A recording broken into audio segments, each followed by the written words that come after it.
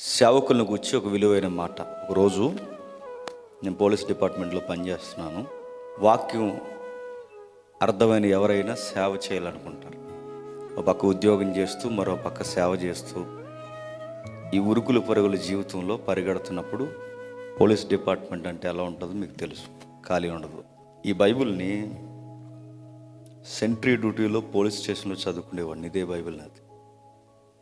ఇలా చదువుతుంటే ఒకరోజు మా రైటర్ చూశాడు దాన్ని. ఎందుకు చెబుతున్నాను వినండి.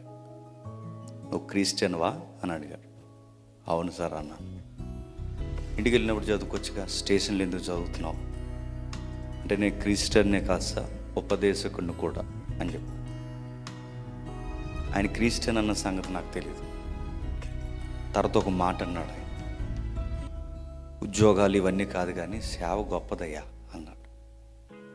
ఏ సార్ అని అడిగితే ఏమన్నాడంటే, ఒక కలెక్టర్ పదవి చేసినంత కాలం గౌరవిస్తారు, మన ఎస్పీని పవర్లో ఉన్నంత కాలం గౌరవిస్తారు, మన ఒక సేవకుడు చనిపోయిన ఫోటోను గౌరవిస్తారు. అదయ్యా సేవ అంటే. అలాంటి గొప్ప సేవకు నీకు పిలుపుంటే ఈ బోర్డు ఉద్యోగం చేయకపోయినా పర్లేదు, త్వరగా సేవకు వెళ్ళిపోవాలి.